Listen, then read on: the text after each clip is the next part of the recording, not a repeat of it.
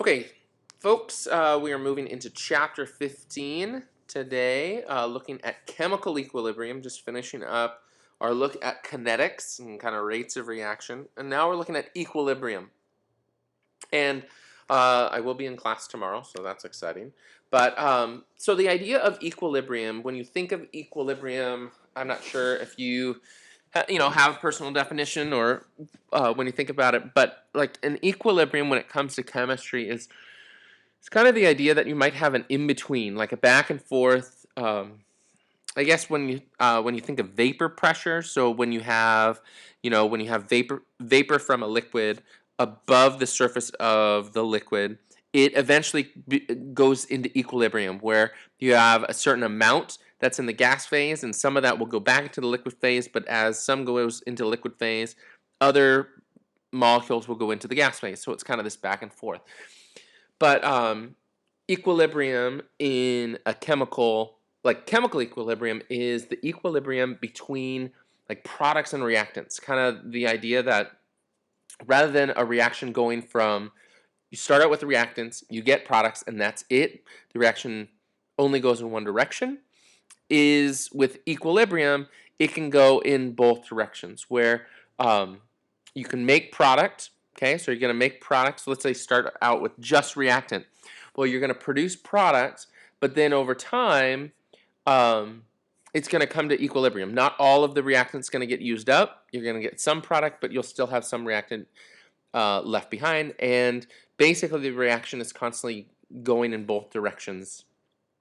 Some changing back into reactants, and some changing into products. Kind of this back and forth.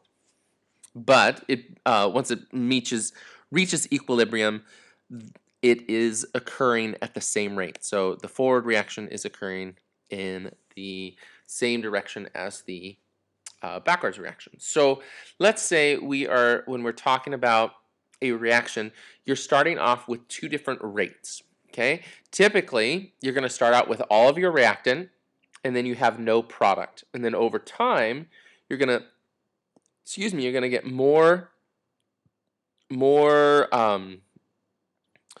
product, and the reactant starts to disappear, but they don't completely, like the reactant doesn't completely go away, and you don't get just product. So you get to an equilibrium, a point where the concentrations come into equilibrium with one another. So as a system approaches equilibrium, both the forward and reverse reactions are occurring.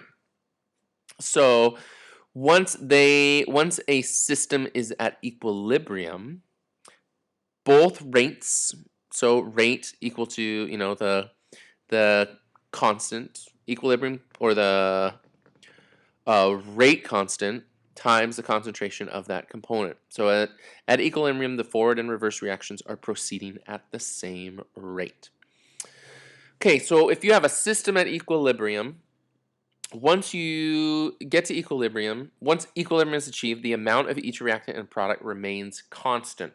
And so your concentrations remain the same when you're at equilibrium. Now, in this case, you end up having 2 for every 1 and 204. So it's kind of this idea related to some balance. Now, when we write an equilibrium, we'll obviously look at some stuff in class together, but when we write equilibrium, since a system of equilibrium, both the forward and reverse reactions are being carried out, we write its equation with a double arrow, because the double arrow implies that rather than the reaction going from reactants to products and that's it, it implies that, well, some of that product is going to go back and become a reactant. So it's a bigger story as far as what's going on. And there's lots of reactions, chemical reactions, that don't go to equilibrium. It is just you have reactants, you make products, and that's it. It's not like one of those scenarios where, oh, Mr. Kudo told me this when I first started chemistry,